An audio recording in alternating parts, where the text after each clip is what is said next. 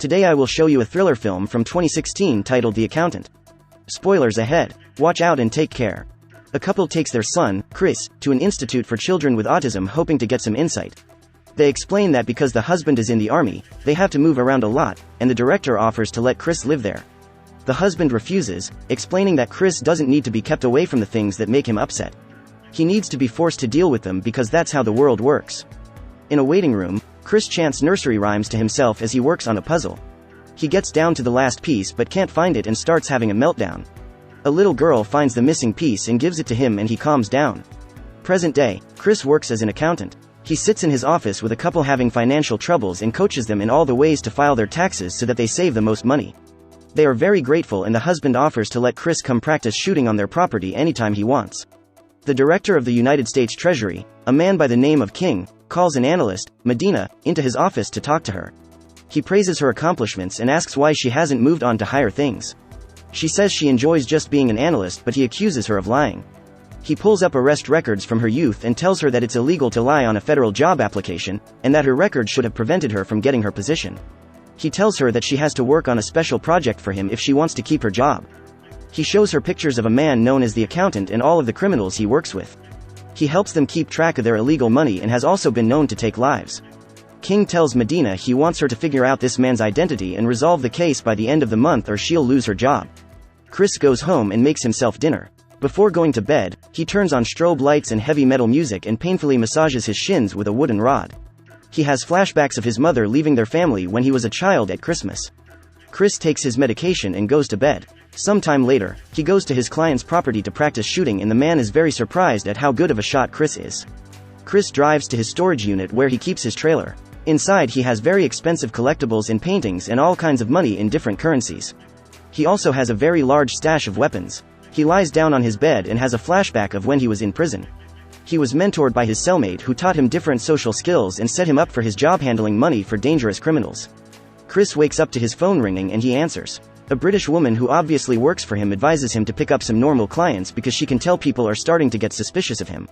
He reluctantly agrees to take on a typical client. He goes into a meeting with his new clients who run a robotics prosthetics company.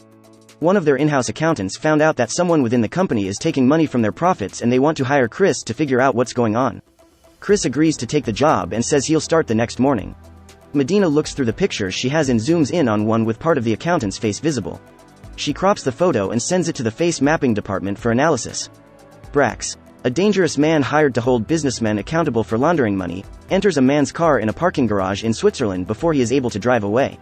He holds a gun to his head and makes him promise to stop shorting other companies their money.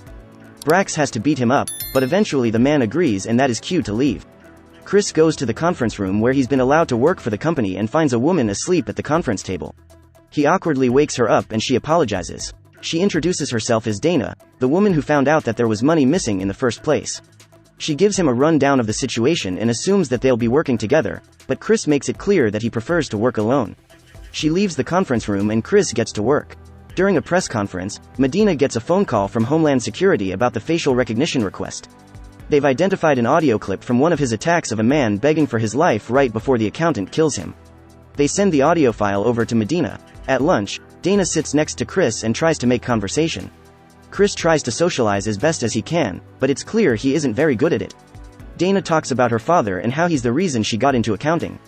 Chris returns to the conference room and does so much math on the whiteboard provided for him that he has to continue on the surrounding windows. He covers the entire room with his work until he has a breakthrough. Medina listens to the audio file over and over again at home and uses her technology to isolate the accountant's vocals. She is able to make out him chanting a nursery rhyme to himself. Chris excitedly shows Dana his work in the conference room and tells her that he's identified a leak in the money.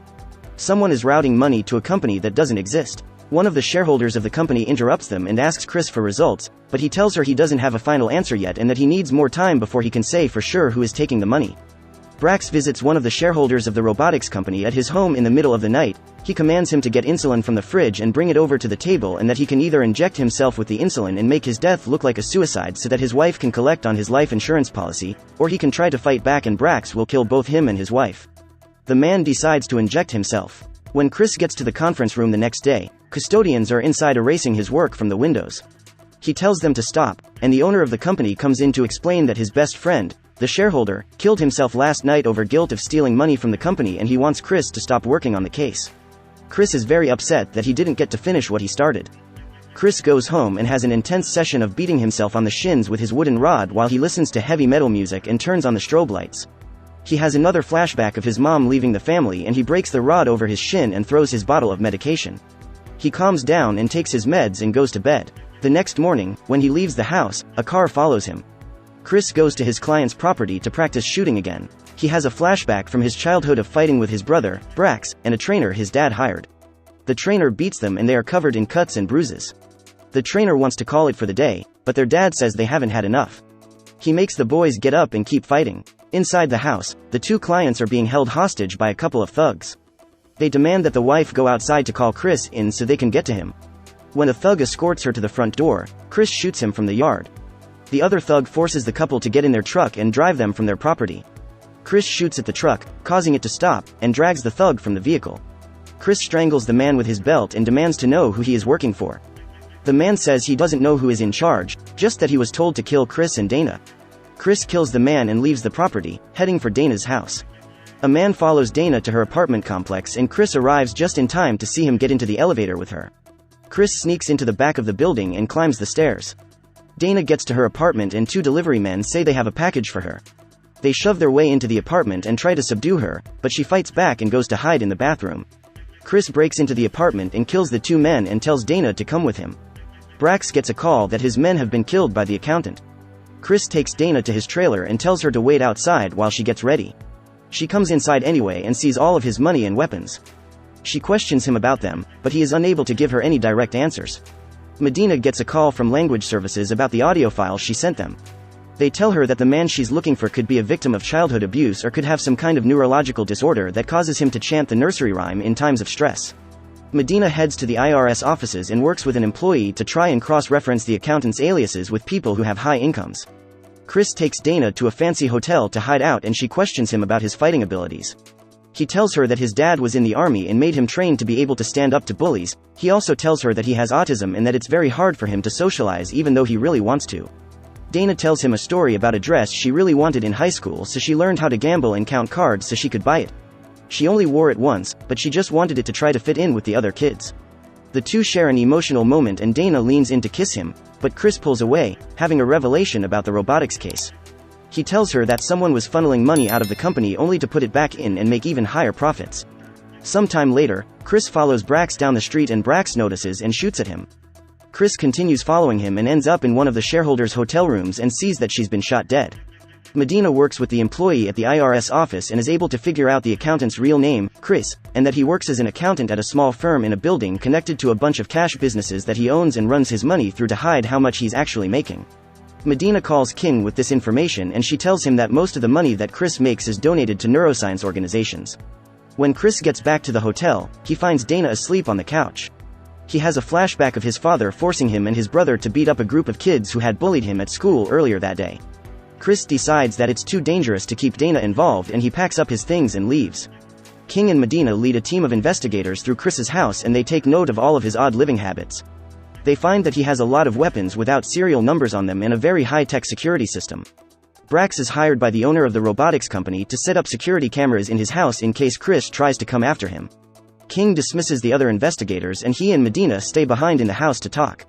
He asks Medina to tell him about the details of her arrest and she tells him that she tried to kill a drug dealer that was selling it to her sister and that she doesn't regret her choices.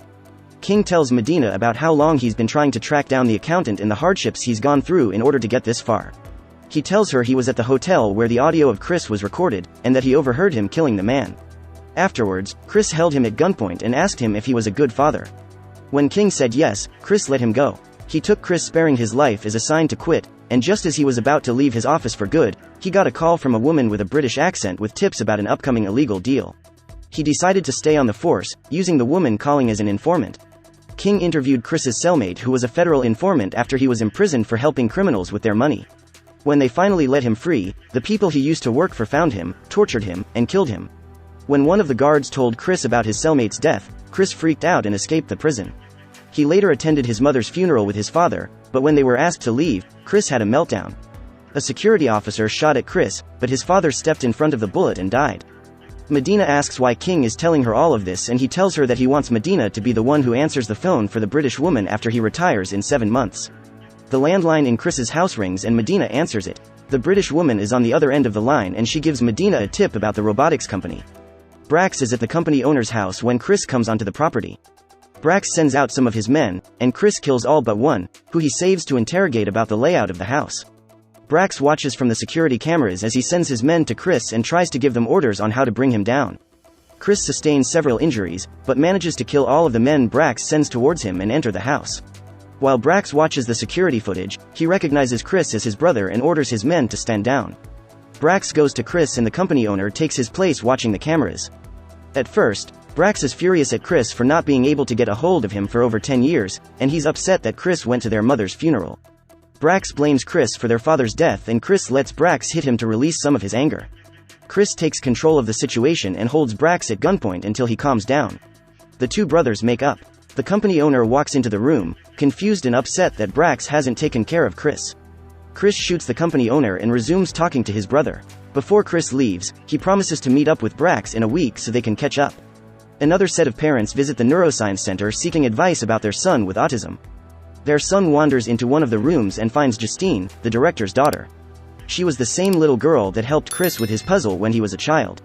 The director explains that Justine is nonverbal, but communicates using a very high-tech laptop. When Justine demonstrates how she communicates, the voice the computer emits is the same British woman that works with Chris. Dana goes back to her apartment to clean up and gets a delivery. She opens it to find a classic painting, but upon further inspection, she sees that the outer canvas is just concealing what's on the inside. She rips the outer layer off and reveals a very expensive painting she recognizes from Chris's trailer.